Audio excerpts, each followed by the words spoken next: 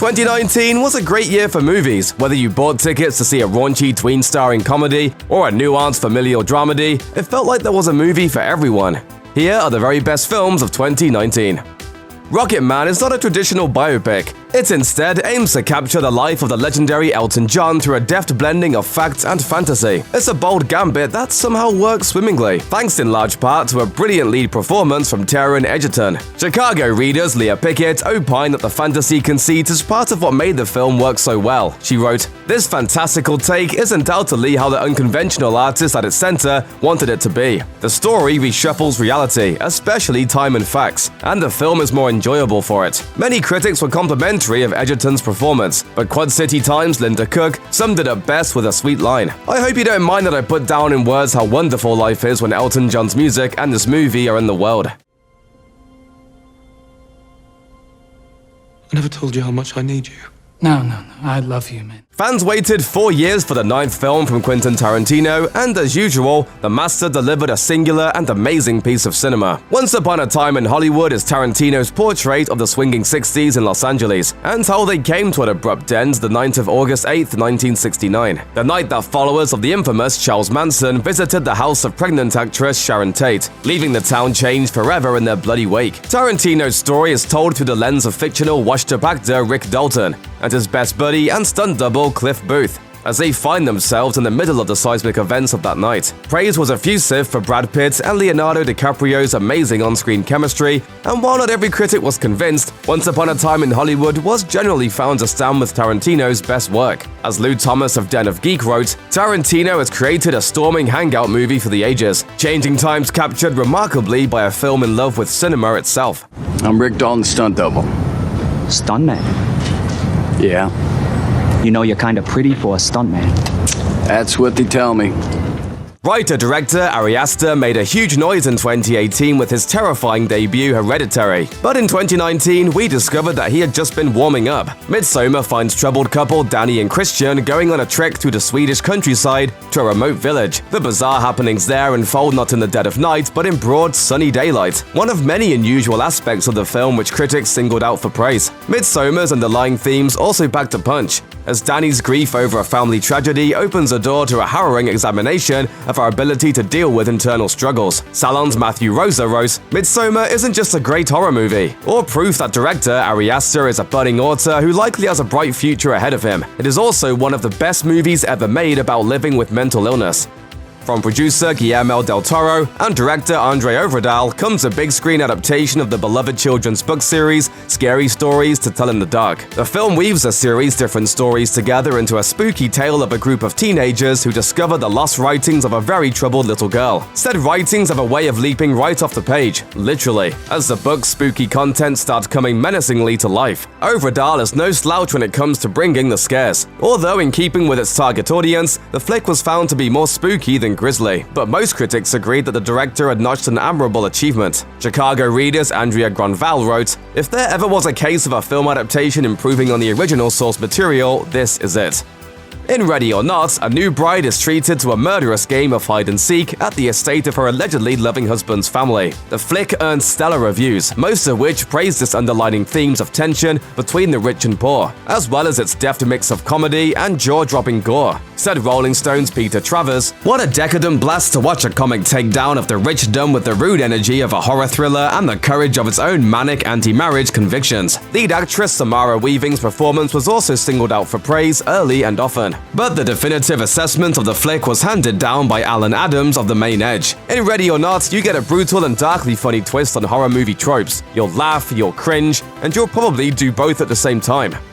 For 6 seasons, the British period drama Downton Abbey kept audiences on both sides of the pond enthralled. The show ended in 2015, but the feature film of the same name picked up right from where it left off. Make no mistake, Downton Abbey is fan service of the highest order, and while it might have left the uninitiated puzzled, the flick was a welcome gift for longtime viewers. As Matt Zoller-Seitz of RogerEbert.com wrote, "The 3.5-star rating at the top of this review is not for people who don't like Downton Abbey, have never seen it, or grew tired of watching it. The rating is for diehards, the kinds of viewers who will, I suspect, turn this movie into an unexpected smash." Lo and behold, he was right, illustrating that Downton Abbey knew its audience better than perhaps any film of 2019. This is good. I thought something else was planned, but it is excellent. So, well done to old Courbet. 2019's most ambitious sci-fi drama saw an astronaut journeying to the edge of the universe to find his missing father. If Ad Astra had fumbled its weighty premise, even the presence of Brad Pitt, one of Hollywood's most bankable stars, might not have saved it. Fortunately, co-writer and director James Gray largely stuck the landing, and Pitt assisted with a performance that ranks among the best in his career. Anne Hornaday of the Washington Post praised Pitt's performance while opining that the visually impressive film's greatest strengths lie in its themes. She wrote, "It's a terrific ride, yes, but also a provocative meditation on masculinity, the things we choose to cherish or squander, and other eternal verities of life that swirl, unresolved, while our little blue marble continues to spin." The great Leonard Maltin had even more praise, writing, "James Gray is one of our foremost and most original filmmakers. We already knew that Brad Pitt is an exceptional leading man, but this performance burnishes that reputation. The film is among this year's very best."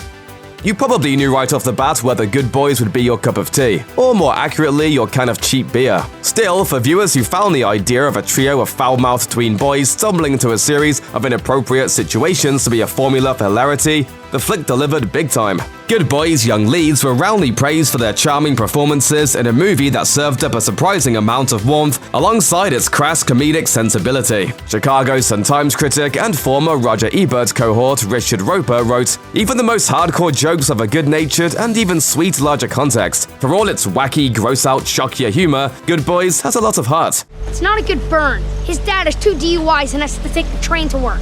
That's a good burn. It seems like only a matter of time before the charismatic and hilarious Gillian Bell achieves major stardom. If the universe is a just place, Brittany Runs a Marathon will be the final stop before that destination. The dramedy failed to set the box office on fire, but it has all the makings of a future cult classic. It's a sometimes hysterical, sometimes heartfelt examination of what it takes to achieve true self-improvement. It's also anchored by a lead performance which suggests that this was the role Bell had been waiting for all her life. As Michael Phillips of the Chicago Tribune put it, "The movie succeeds because Bell succeeds. It's gratifying to see a so-called character actress with reliably deadly comic timing loosen up, stretch out, and learn what it means to carry a movie."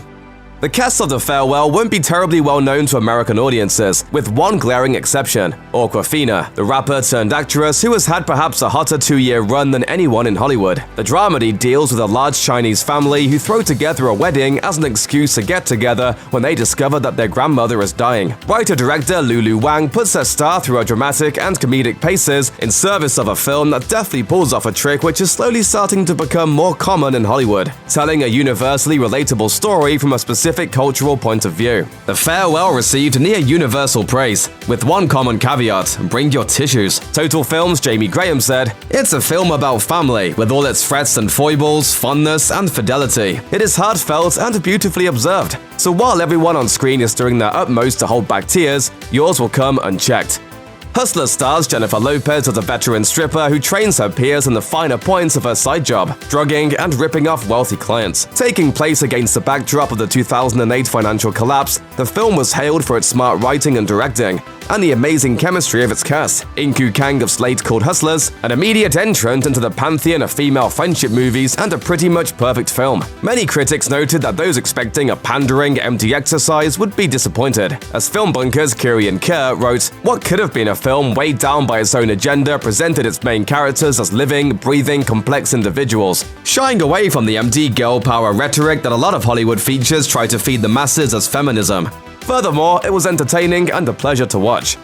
The Lighthouse is a black and white period piece in which 2 lighthouse operators slowly lose their minds while stationed on an isolated island. The film ended up being a lot more entertaining than that sounds, thanks in large part to the committed performances of its leads, Robert Pattinson and Willem Dafoe. Adam Graham of Detroit News drew an interesting comparison in his assessment of the film. He said, "The Lighthouse is a starkly gorgeous black and white head trip that is like staring into a blinding light. You're hypnotized. You can't look away and your eyes won't be the same after."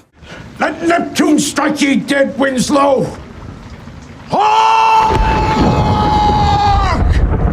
Much had been written about The Irishman well before its release because the Netflix film carries a pedigree unlike any other. It's a late career work from Martin Scorsese, perhaps the greatest living film director, which stars his longtime accomplices Robert De Niro and Joe Pesci. It's also got Al Pacino, with whom Scorsese had never worked previously. Finally, the film is based on the biography of Union leader Frank Sheeran, who is purported to have had mob ties and may have even killed Jimmy Hoffa. Critics welcomed it as an absolute tour de force, one of Scorsese's best efforts in a filmography full of masterpieces. Rolling Stone's Peter Travers wrote, "With The Irishman, America's greatest living director creates his late career masterpiece, a deeply felt edition that vibrantly sums up every landmark in his crime cinema arsenal." Veteran director James Mangold gave us a superhero movie unlike any other with 2017's Logan. And for his next trick, he decided to smoothly shift gears into a period piece drama about race cars and the men who drive them. With Ford vs. Ferrari, Mangold had the added bonus of working with Matt Damon and Christian Bale, two acting masters at imbuing their characters with layers of emotional complexity. The resulting flick is a rousing historical crowd pleaser, with critics mostly agreeing that the movie is every bit the well-oiled machine that one would expect. San Diego readers Matthew Lacona wrote, "Mangold indulges himself with this tale of American manhood, but he knows he can afford it. He's got Bourne and Batman as brilliant, brawling best buds." More than a few critics opine that the film is a touch too long, but that the amazing chemistry between Damon and Bale carries it through its more draggy stretches. Its overall reception was best summarized by Quad City Times' Linda Cook, who succinctly wrote, "Ford vs. Ferrari is a great ride."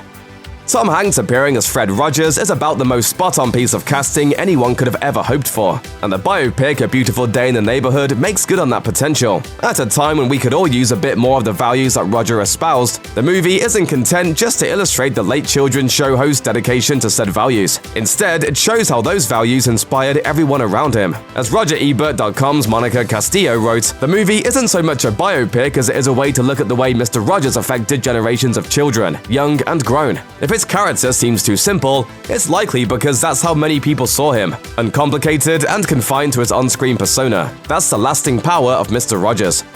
Writer-director Rian Johnson wowed fans with Knives Out, his inspired tribute to Agatha Christie-style whodunits. With an all-star cast including Chris Evans, Daniel Craig, Jamie Lee Curtis, and Michael Shannon, the flick won over critics with its crackerjack writing and playfully devious vibe. Eugene Weekly's Molly Templeton said of the film, "Johnson's vision translates a love for classic murder mysteries into a kaleidoscopic ensemble piece that twists and spins, using the structure and tropes of mystery and comedy to expose the endless ways humans justify being absolutely rotten to each other." Real-life whistleblowers have long provided fodder for excellent cinematic dramatizations, from All the President's Men to Michael Clayton. The Mark Ruffalo vehicle Dark Waters falls squarely into that tradition, telling the story of Robert Billiot, an attorney whose 20-year-long pursuit of chemical corporation DuPont upended his life in ways few could imagine. Directed by Oscar nominee Todd Haynes, the film received critical kudos for spinning an entertaining yarn from what could have been the ingredients for a plotting procedural. There was also plenty of praise for Ruffalo's performance, which conclusively proves that the actor is more than just a Hulk. Richard Roper of the Chicago Sun-Times wrote, "Ruffalo is a master at playing a certain type of earnest character who often wears a quizzical expression, not because he's slow on the uptake, but because he's the smartest person in the room and he has questions no one else has even thought to ask." The film's true power was laid out nicely by Dominic Griffin of Spectrum Culture. Dark Waters is special because it's not about dramatically building to an inevitable victory, but about the importance of fighting every day anyway, knowing such a conclusion may never come. With any literary work that has been adapted as many times as Louisa May Alcott's Little Women, it's always worth asking if one more is really necessary. As illustrated by the 2019 adaptation, the answer is yes, especially when an adaptation is written and directed by Greta Gerwig, the filmmaker behind the Oscar-nominated 2017 film Lady Bird. Working with an all-star cast including the likes of Saoirse Ronan, Emma Watson, Florence Pugh, Laura Dern, and Meryl Streep, Gerwig delivered a timeless, open-hearted adaptation that delighted longtime fans of the book and new audiences alike. Lisa Johnson Mandel of At Home in Hollywood singled out how the latest telling differs from all the rest, writing, "Little Women should be promoted with director Greta Gerwig's name in the title. Her colorful, warm, and creative touch is what sets it apart from so many versions of the story, and so many other gritty, violent, and tiresome films of the day. It's simply a joy to watch. The joy was definitely contagious." According to Cinemaywood's Joel Maywood, "It's a warm hug of a film. Gerwig clearly loves every one of these characters, and such love flows from the screen to the audience with generosity and grace." That brothers Josh and Brittany Safdie turned in one of 2019's best isn't terribly surprising. Their previous feature was the underrated Good Time, a harrowing thriller which conclusively proved that star Robert Pattinson is the real deal as an actor. The surprise in Uncut Gems is Adam Sandler, who stars as a gambling-addicted jewelry store owner Howard Ratner. Critics were simply mesmerized by his performance, which has been greeted by nearly universal acclaim. The Sun-Times' Richard Roeper called the flick, "Uncut Gems is one of the most authentic deep dives into the world of the gambling addict ever put on film." Adam Sandler's performance as a New York jeweler with a variety of ferocious appetites ranks right up there with the works of Steve McQueen in The Cincinnati Kid, Edward Norton and Matt Damon in Rounders, George Segal and Elliot Gould in California Split, and James Caan in The Gambler. Virtually all reviewers were stunned by Sandler's work and the supporting cast, which included the likes of Lakeith Stanfield, Kevin Garnett, and Idina Menzel were no slouches either. Rob Dean of Daily Grindhouse arguably summed it up best. Uncut Gems is the best panic attack you'll have all year, a brilliant character study, an engaging story of various lowlifes, and one of the best films of 2019. This is me. This is how I win. When Joker was announced, it was easy to feel the flick was either going to be a disaster or a masterpiece. Once the trailers were released, it quickly became clear that the flick would be his homage to gritty 70s character studies in general, and to the works of Martin Scorsese in particular. Director Todd Phillips' ace in the hole, though, was his star Joaquin Phoenix, and Phillips diligently crafted an intense portrait of a very disturbed man, one which challenged the notion of what a comic book movie could be. Joker not only became the first R-rated film to gross over $1 billion worldwide, but it received 11 Academy Award nominations, more than any other 2019 movie. It may have divided critics, but not so much audiences, who, by and large, saw the film for what it was, a masterclass in film studies with near-flawless acting, direction, and editing, and the greatest pure character study that's been put to film in decades. Check out one of our newest videos right here, plus even more Looper videos about your favorite movies are coming soon. Subscribe to our YouTube channel and hit the bell so you don't miss a single one.